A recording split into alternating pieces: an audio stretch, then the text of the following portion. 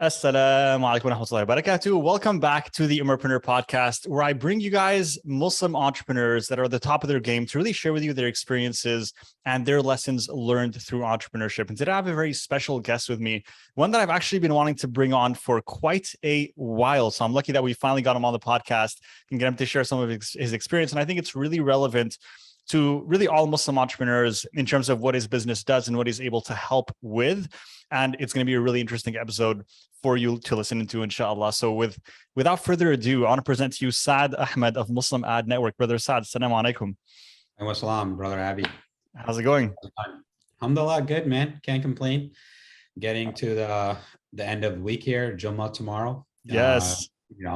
So got something to look forward to, 100%. Who doesn't? MashaAllah. So one thing that I do want to ask you, just because our listeners right now might know of you, might not. So I want us to just give them a little brief overview of who you are and what it is that you do. Can we get that? Yeah, for sure.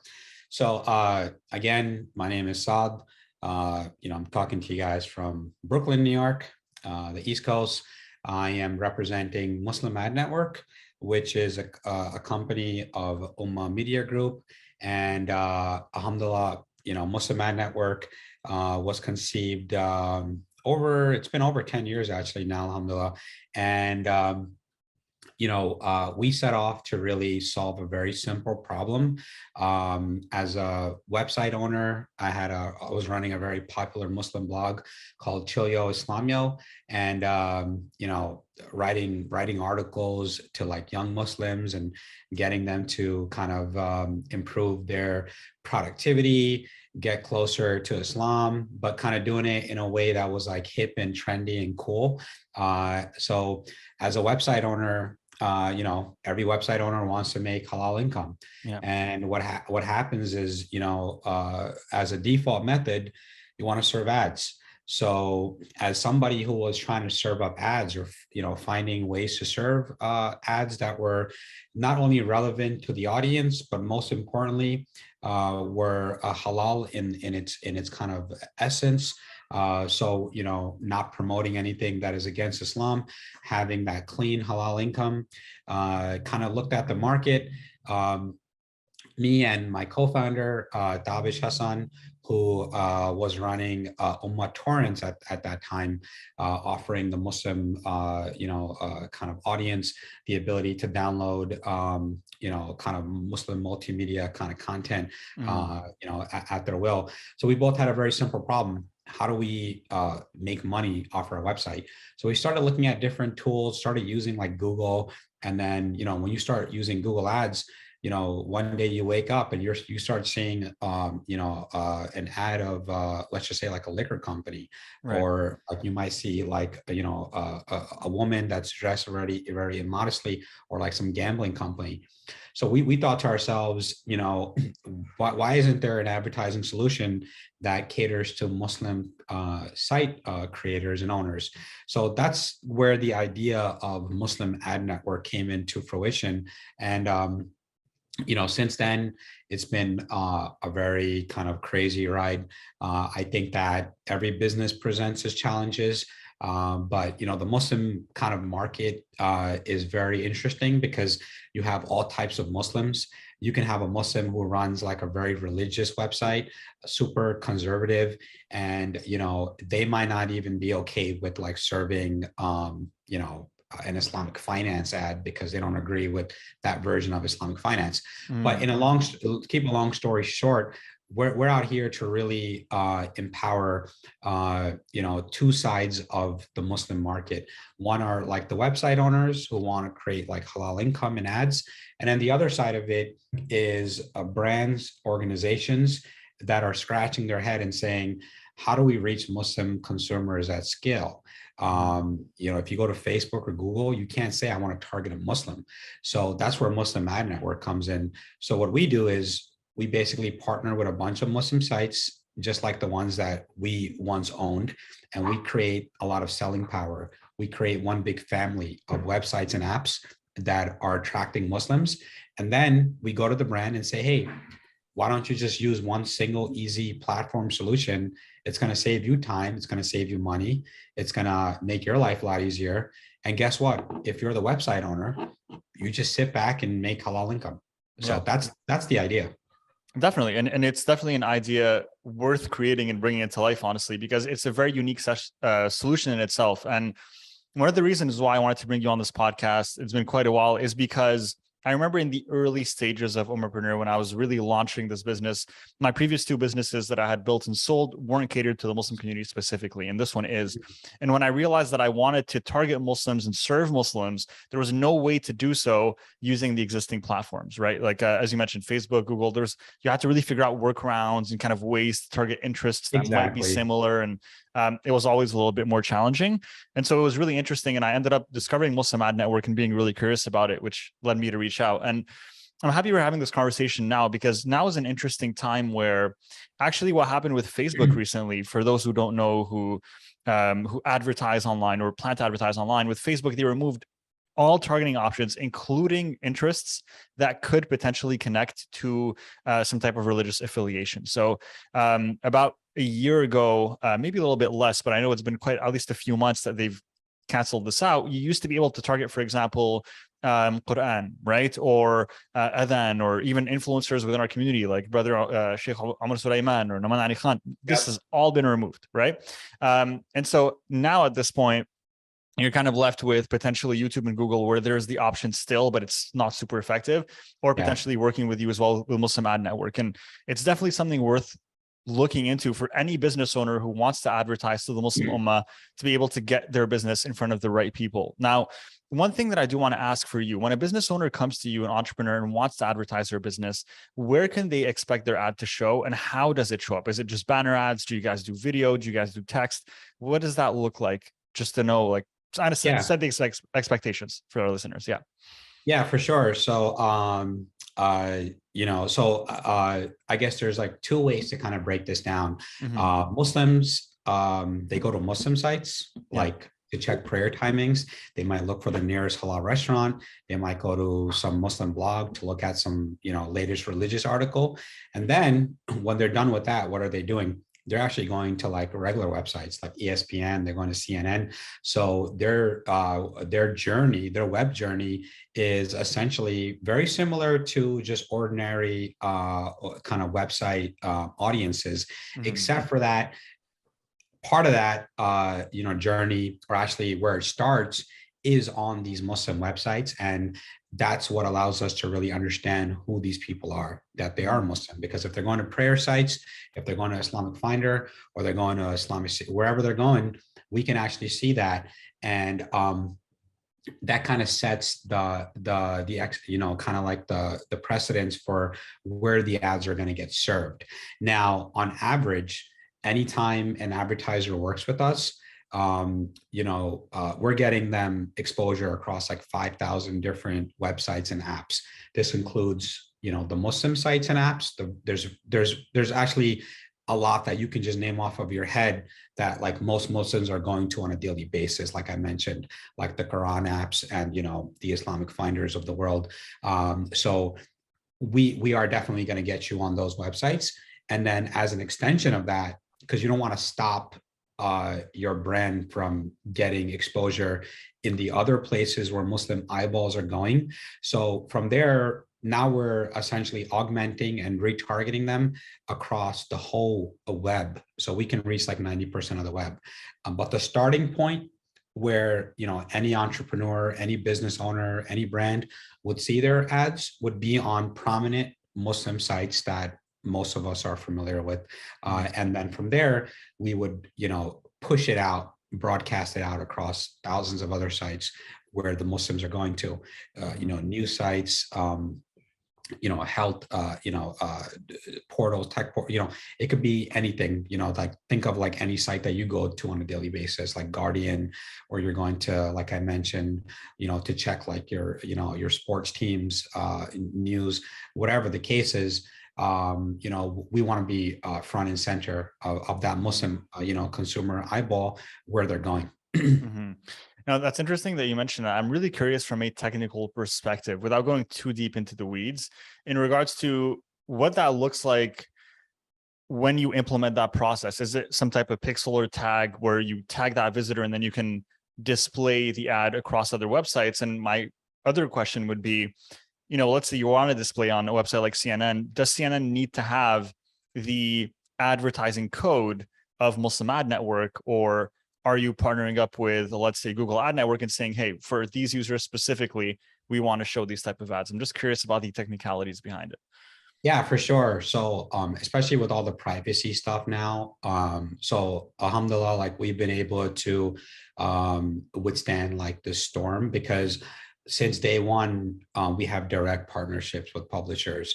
And then, our intention is to keep that kind of network keep growing, because there's always new websites coming out or that are coming on our radar, especially like as, the Muslim audience kind of matures, like in the West. In the US, you have a lot of creativity coming out. So the way we do it is, yeah, like we actually go to the publisher, we work out a deal for them that's, and for us, it's very simple. We have a very simple rev share that's very equitable and, beneficial for the publisher. And, aside from like serving ads directly on the website, we also implement like first party pixels, where we're able to kind of use that as a pipeline to the rest of the web, where we have a seat across different backend kind of systems to kind of do that. Without going into like all the weeds, I can talk about it a lot more. But yeah, first party relationship, first party pixels, and then, using that as a leverage to get everywhere else. But it all starts with, having, and trying to nurture and grow more of the Muslim oriented websites directly. And that's how you kind of really know somebody is Muslim, when you have like essentially like a Muslim social graph. If you have a Muslim audience, that is going to check prayer timings, they're going to check halal food restaurants. At that point, you can pretty much say this person is Muslim, And I'm not saying like I would know like it's you. I'm just saying like the audience is seated in that way. Got it. 100%. Now, again, I'm trying not to be too technical here so that any person listening could benefit, but I'm also curious for my own right. One thing that we've noticed within Ummahpreneur when it comes to advertising is, especially for a business like ours that deals with coaching and mentorship and business, there's a lot of information that we need to provide to our customers upfront for them to then say, okay, well, this looks like it makes sense. Let me learn more. Or let me, maybe, subscribe to a certain training or just see what you guys are up to, that I feel like we wouldn't be able to convey with a simple banner ad. So my question to you is, are we limited with Muslim Ad Network to banner ads and kind of graphic designs? Oh, right, or, right. Yes. Do you plan to implement like video or any other formats into your advertising? Yeah. Sorry, I forgot that my head went in the other direction. But yeah, formatting wise, rich media formats, banner ads are our main product. And then we do tap into video, but it's on a very case by case basis due to like budgets and kind of different things that we look at. But, banner ads are our main kind of assets for, delivering, the ads. Got it. What have you noticed? And this is a tip for the entrepreneurs here. You've probably seen hundreds, if not thousands, if not maybe millions of ads created on your platform. What have you noticed are the common trends between advertising that really works and is effective and advertising that maybe doesn't really hit the mark? Yeah, it's a good question. I think that, like they say, you only get one chance to make a first impression. So just like with anything in life, your banner ad needs to resonate. It needs to be, the ones that work that we've seen, are very kind of, I guess, minimalistic in their kind of presentation. They have a very strong kind of visual, rich kind of presence in kind of like the elements that they're using. And then in addition, they might have like a very strong like call to action. So I think it varies. Like if you're like an online retailer, your call to action might be, like some sort of like a coupon or promo code. So having that married with, very rich images of like the products that you're selling, that could work very well. And then if you're, for example, like an Islamic, home financing company, perhaps the way that you're pitching certain vehicles that you're able to finance in. For example, there's a client, now offering car financing, halal car financing. So that, I think you have to look at the audience, look at what's going to really stand out from like this crowded market that's increasingly becoming crowded, because you don't just have like one player anymore in like one sector. In like Islamic financing, you might have like 10 players now. So if you're coming into the market trying to get customers to move away from some other competitor, or even just have them come on as business customers for the first time, well, why don't we talk to them about something that's very unique that's being offered? So I think with the banner, it's a combination of like the images, the call to action, what's going to really pop out and stand out from the crowd. It's a combination of using all that. And in advertising, it's very scientific. So, you might have to, at any given time, run like A/B tests where you take like 3-4 different sets of banners, and then you kind of, or for that matter, at least like two, right? Two different variances of banners, running them, and then kind of seeing which one drives like high click-through rate, which one is drawing like higher viewability. And a lot of times, brand or, brand folks, they don't even know. So it's always like a lot of testing that needs to happen. And I think that's where, I think even amongst like the Muslim brands, their marketing departments are more cognitive of that, where they understand that having different messaging and different images, and kind of seeing which one sticks and which one doesn't. Yeah, I appreciate you sharing that advice and those tips with us. Thank you so much. And one question that I have for you as an entrepreneur, that the person behind the show, right? The person that's kind of running the business. From your perspective as the CEO of Muslim Ad Network, over the last, as you mentioned earlier, I believe it was 10 years you've been running this business. Is that correct? Yeah. And my partner is a CEO, but I'm like the managing partner. I'm doing like the operation stuff. But yeah, 10 years. And I'll be honest, like 10 years ago, there was no representation of Muslims anywhere, like in mainstream ads. This was like super infancy. So I think that a lot of what we did early on kind of set the foundation. But over the past, like, even recent years, is where we're seeing the market kind of mature or get to like an inflection point in growth, where it kind of validates the value proposition that we have. So as more and more, they say the Muslim market is it's essentially parallel to the buying power and growth of the Hispanic market in the 90s. So a lot of education that's going on now, a lot of the multicultural kind of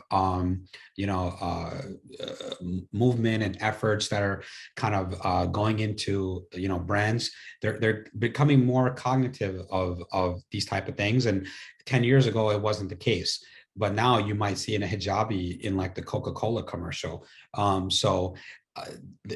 years ago it was like a dream, right, to kind of see that happen. So to see that naturally kind of taking course now, due to like the different social, economic kind of factors at play, I think that it's kind of lending itself to helping us continue to kind of push the, push the industry forward. And oftentimes, it's very, it is hard work. You got to go to kind of, we just recently published a 100-page ebook on the ultimate guide to understanding the Muslim consumer, and you guys can download it off the website. But that education, it's still needed, and it needs to be packaged and presented and delivered to these marketers, these agencies globally, because they oftentimes, like, they're very disconnected from what is in the mind of the Muslim consumer on a mainstream level. Like we saw Banana Republic, for example, have like a hijab, hijab that was tailored for Muslim women. And in their ad, they had like the girl very immodestly dressed beyond the hijab. So it kind of like contradicted the whole point. But you can't blame them because they don't know what they don't know. So it's upon us, companies like us and other folks, to educate these brands and help them understand the identity of the Muslim consumer, and how that kind of gets incorporated into like a brand market strategy. And this is the type of stuff that's coming up now. So to your question, like 10 years ago, yeah, we're Muslim website owners, we're just trying to make halal income, and you're just thinking about, okay, there's some Muslim companies out here, they could definitely, take advantage of an ad network that's specifically going after Muslims. But the bigger opportunity is, taking it to the next level. And that's, getting like the mainstream brands to recognize that the Muslim consumer is, the brand affinity that they show once you reach out to them. And this is not just in Ramadan, because that's kind of like a bandwagon marketing strategy, but like, how do you develop a relationship with the Muslim consumer all year round? So we're still working on stuff like that. And we're hoping that, the seeds that we're planting will make an impact to the industry as a whole. So a lot has changed in 10 years, Yeah, definitely. Thank you for sharing that. And it is beautiful to hear that you are really approaching this from a impact centric and really purpose centric perspective, to see how you can not only provide an advertising solution, but also how you can actually create a shift in the marketplace. I am curious, based on what you shared with me right now, do you have any non-Muslim businesses who choose to advertise on Muslim Ad Network? Has that ever happened before? Non-Muslim businesses, yeah. So I guess, and I guess you need to classify what you mean by non-Muslim business. I guess like just like you mentioned, like something like a Coca-Cola coming and being like, "Hey, we want to target Muslim okay, community." yeah, for sure. So like, I would say like in the last year, we've ran ads. We've done campaigns for like Air Canada, for example. Amazing. Oh, cool. Yeah. So, I know like the travel industry has been like in a rocky kind of place due to like COVID and all this, stuff that's out of our control. But we had a good brand kind of awareness campaign for some of their routes that they were pushing, and internationally through like to Dubai. So, they came to us through their agency. And it was the first time they did something like that, that we even got to kind of do. And, inshallah, like, we'll have like an ongoing relationship as like travel and all this stuff kind of normalizes over time. But we definitely, that's an example of like a mainstream brand, not Muslim, at all. And, very specific industry that's like, what, we have certain travel routes that Muslim consumers can benefit from. And therefore, how do we reach them? So it's like, okay, the next logical thing is let's go look for a partner. So their agency kind of found us, and that's kind of like how it trickled down.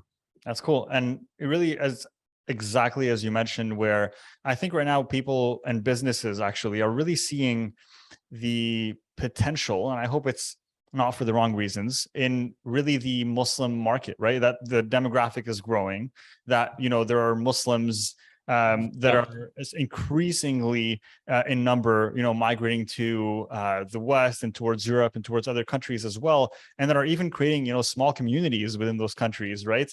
As we know, and these Muslims have needs, right? They have demands, and a lot of, for many years, it almost felt like, we weren't really recognized, or there was no attention or really no preoccupation with, well, what could we create to cater to the Muslim market? And there's the kind of that upside where there's now that recognition happening, right? And it's kind of like, we can't be ignored anymore, even by big business. They realize, well, this is a market that we need to serve and cater to as well.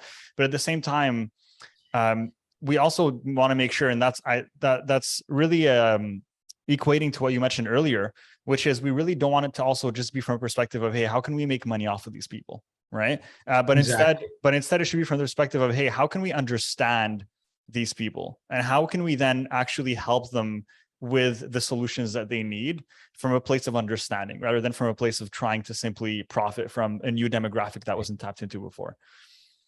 Yeah, no, for sure. A lot of like the stuff that's happening with like, just the environmental stuff, like Islam is very, makes a big emphasis on taking care of the earth and how Muslims should take care of the earth. And, a lot of like these mainstream values that are coming to light, they're actually are corresponding with a lot of what the Islam teaches anyways. Yeah. So it's just that the language we're using to kind of educate folks, I think that's where we need to do a better job. The more Muslim kind of thought leaders out there that are kind of bridging the connection between the Muslim identity, the values that our religion teaches, and then how that goes into the product philosophy and creation of brands that are kind of entering the market and trying to capitalize. But ultimately, it needs to be like like you were saying, like sincere, like you got to really understand it and not just rush to it because it's like a gold mine, so because if you do it wrong, the word of mouth factor in the Muslim community is huge, Yeah. So if you do something that's like off-centered, that doesn't flow correctly, then it's gonna have a lot of blowback. And we've seen that in certain scenarios, but I think that brands are starting to kind of wake up. Yeah, 100%. One thing that I do want to share, and in regards to why even we exist within Ummahpreneur, why we created this movement and this organization and business in the first place, is really because, in regards to this topic, I would love to see more Muslims actually out there trying to serve the Muslim community, right? And not only having, companies that are already established tap into what are the needs of this community, how can we best serve them, how can we understand them, but also Muslims recognizing that, there's millions of Muslims across the world that we can serve, that have needs, that need solutions. And there's such an opportunity right now for Muslims to get into business, to really become entrepreneurs and create those solutions. And I would actually love it if, the market leaders, 10 years from now, inshallah, will all be Muslim owned companies that are really started by Muslims and for Muslims, similar to Ummahpreneur, because this is really where, ultimately, at the end of the day, this is how we uplift each other as an ummah, right? It's by not only just saying, well, hey, let's donate to the masajid and let's make sure that, our nonprofits are well funded, but also let's support our entrepreneurs. Let's support businesses within the community and initiatives where we're creating unique solutions and, really organizations that solve painful problems in regards to what we experience on a day-to-day basis. Would you agree? Yeah, for sure. I think that with the metaverse and like Web 3.0, there's a lot of opportunities that we can really leverage. The technology, everything at our disposal, Allah has given us, like, we can use it for good reasons or for reasons that are not, in aligned with, what Islam teaches us to do. So I think that the more, innovation we have, not like bid'ah, but the more innovators we have in terms of like using technology for the greater benefit of the ummah. Like yesterday, I just came across a website actually called, and somebody brought it up to me, imamconnect.com. I So interviewed the founder oh, of yeah? that website. Yes. And it's an amazing initiative, mashallah. It's really cool. Yeah, it looks Yeah. like some folks out in the UK. So I was kind of scratching my head and I was like, it just made so much sense. There's a lot of like young imams, therapists, and to have like a central platform that, is easily accessible to like the mainstream Muslim, it's just awesome. So I think that oftentimes like we're trying to think of like these big out of the box ideas. Like for example, if you look at Al Safa, I think it was Al Safa, like the first halal kind of consumer packaged meat company for like Muslim consumers. Yeah, it's huge here in Canada, definitely. Yeah, exactly. I heard it was like started by like some Jewish folks. So really, Yeah, it's like you know, there's so much obvious like, needs that Muslims, have. And if we're not doing it ourselves, then somebody on the outside is going to just do it for us, because they Hmm. just see it as like like a money play, Hmm. where they can just kind of capitalize on. So whether it's Imam Connect, or you know uh now you have like all these Muslim matrimonial apps. But it's good to see that they're started by Muslims, and they're primarily for Muslims.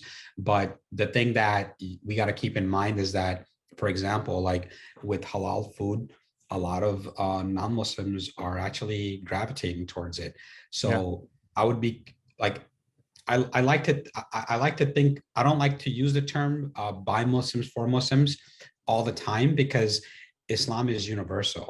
Yeah. And oftentimes what happens is that a non-Muslim will see the way that we eat, or the way we dress, or whatever the case is, and they might be like, you know what, that's pretty cool, or that's actually like a healthier way to kind of live my lifestyle. I might not be Muslim, but I still want to grab that from like Islam, Hmm. because you guys are presenting Islam in a very meaningful way. So they Hmm. start extracting that stuff out. So I to your point, yeah, like there's I'm sure there's more opportunities out there where we can definitely cater to our own people.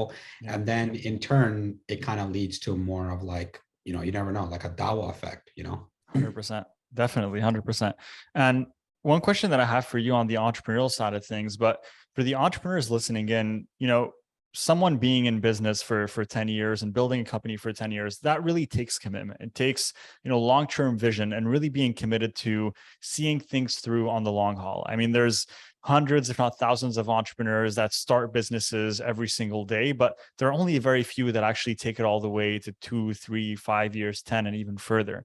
And one question that I have for you is, what has been for you guys at Muslim Ad Network, what has been the driver for you to keep going throughout all of this time and continue to persist and commit towards this Hmm. vision that you have? It's a good question. I think that there's a sense of like purpose, which I think is very important, that like everything that we're doing is directly benefiting the ummah as a Mm, whole. So yeah, like obviously there's money being passed around, but guess what? If we can make the advertiser happy, then on the other end of it, the Muslim website owner, we're bringing him or her halal income, and then that's kind of like empowering like everyone as a whole. So yeah. having that purpose mindset, where a problem that's being solved, that's essential, that's necessary. I think that's one of like the key drivers for it. And then the challenge part of it, like depending on how competitive you are, it's very easy to give up. There's lots of ups and downs in any business. You have seasonality, you have customers that may not be happy, you have technology challenges. There's a lot of stress that comes with it, but I Mhm. think that what keeps what kind of keeps things going, aside from like Allah's help and kind of like mercy, is that just having the passion to continuing to solve a problem that is so critical. Because Mhm. 10 years from now or 50 years from now, no one's going to come and say, hey, we want to reach Muslim consumers less, or we wish it was more inefficient. So these things are kind of like kind of taken to like the philosophy of like how we're thinking. Mhm. How do you approach company culture as a whole? You mentioned one of your roles is operations, and I believe in operations, one of the things you do really pay attention to is the culture and the way everyone shows up within the business. For you specifically, what is some advice you can give us or some tips on building a great company culture?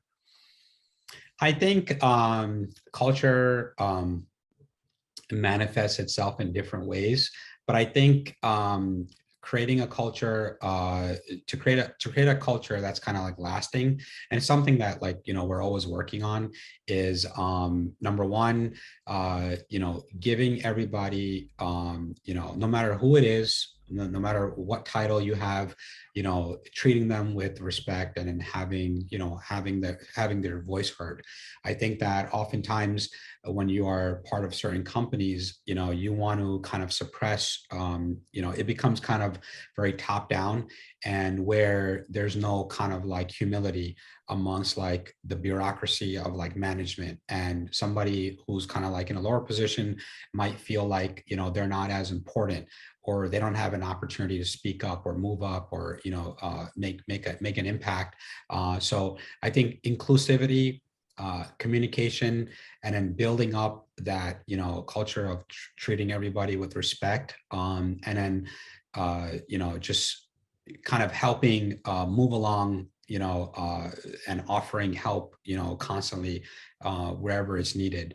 I think it's like critical for any culture, and the values that you are embedding into your culture, which overlap with like what guides your values. And for us, it's like having certain values that Islam presents, like ihsan, like excellence. So how does that value kind of get manifested into the work that you do, whether it's like the report that you're giving an advertiser, or a relationship that you're managing? How do we constantly keep the bar high for that? So culture needs to be, we need to have like a North Star, and that's guided by like certain values. And then, how that gets manifested, like I was saying, starts with everyone in the company, from the top down, however you want to look at it. And then giving everybody, treating everybody with respect, having, their voices heard, and then creating, opportunities for work-life balance, like, whether it's Ramadan, or it's Eid, or it's Jummah. Like, one of the things we do is like Jummah, there's no work, right? So you can kind of shut that things down. So you can look at it from different perspectives. If you're like a Muslim company, last 10 days of Ramadan, shut it down, let everybody focus on their ibadah. So culture, those type of things, I think, can help propel a culture for the better. If, like predominantly like you're hiring, or you have like Muslim employees, if you're a Muslim owned company that's only hiring Muslims. But there are certain things that are just universal: how you treat people, making it fun, challenging people, and then rewarding people where it's necessary. I appreciate you sharing that. And I think that's definitely one thing that we can do better as business owners, and that is so essential, and we sometimes underestimate. A lot of us start off as solopreneurs. We start a business and we are on our own, but eventually there will always come a time where we need to start hiring a team and bringing people on board. And when that time comes, it is so important to really take some time to reflect on what kind of company culture we want to build, what kind of values we want to instill, and how do we want people to show up, and how do we also want to treat others within our team. So I appreciate you sharing those few tips with us today. And I want to ask you, what's in the roadmap for the future of Muslim Ad Network? Is there anything you can share with us in regards to your future plans? What can we expect? Yeah, I mean, I would say, aside from like just really breaking down the doors to like major companies to kind of start reaching Muslims, more target, and through our solution, into the Muslim consumer market, continuing that kind of like uphill battle. So kind of the first thing is like getting these mainstream companies, more of them on board. Cracking that, I think, is like a big deal for us, and kind of like the roadmap, in terms of like, that's like more on the sales side. On the publisher side, I would say expanding our reach. So whether it's with influencers, because websites are just one piece of the whole pie. and Muslims are kind of going everywhere, and different outlets have the ability to kind of influence the Muslim consumer mindset. So continuing to kind of like expand and kind of asking ourselves, like, how do we find more ways to reach Muslims through different channels? So that might even be like the metaverse at some point, right?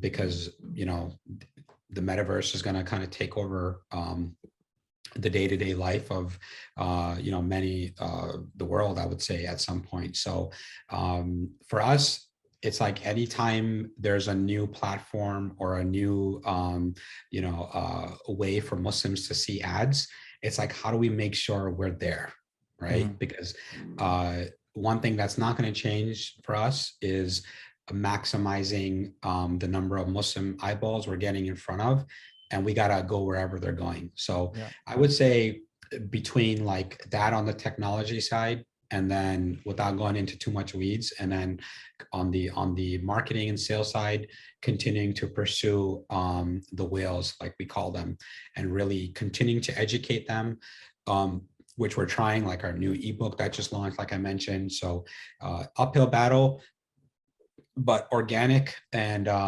hoping to kind of do the work. So those that come after us or are working with us, if it's easier for them.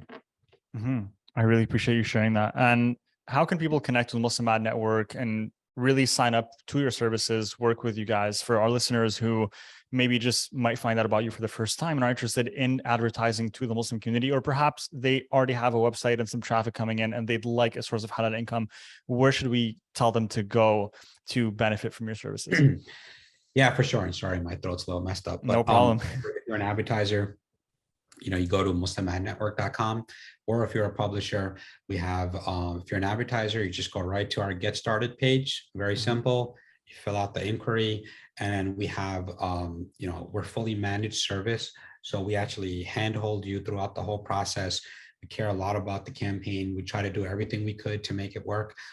So for the advertiser, go to muslimadnetwork.com, and then you go right to the advertising Get Started page, and then you fill that out, and it will be in touch pretty quickly. If you're a publisher, you go to the muslimadnetwork.com website, same destination, and then you're just going to go to the publisher application, and then likewise, we're just going to go through a quick audit review process, and then if everything looks good, we'll go through an onboarding process. So those are just kind of like the easy ways for you guys to get in contact with us.